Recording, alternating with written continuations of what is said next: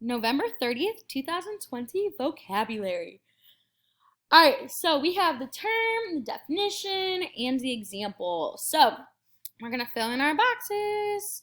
All right, so an ordered pair is a composition of the x coordinate and the y coordinate having two values written in a fixed order with parentheses. So for example, an ordered pair is going to look like this down here. It has an x value and a y value. So this is going to be our picture example. There is an ordered pair. Whatever that x value is, remember when we go across our x-axis, we walk down the hall, x comes before y, and then we go up the elevator for our y coordinate. All right, a proportion is going to be something like, remember when we had things equal to each other?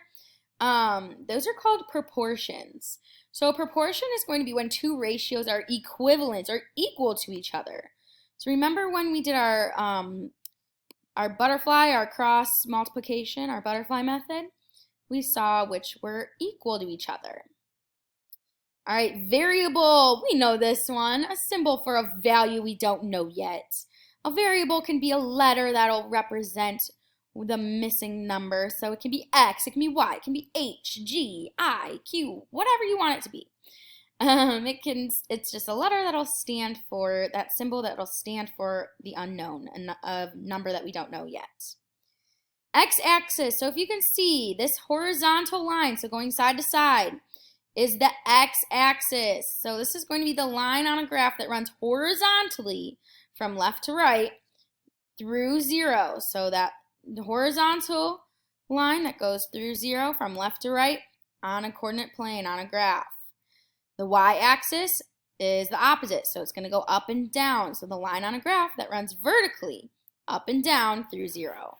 So the example here is going to be the graph that is highlighted up and down with our axis up and down. All right, origin is going to be the center, the starting point where it's 0, 0 of a graph. So the direct middle, that's called the origin. So it is the starting point where x and y axes intersect. So where they cross at, that's the origin. I kind of think of like O for origin, like the O is 0, 0.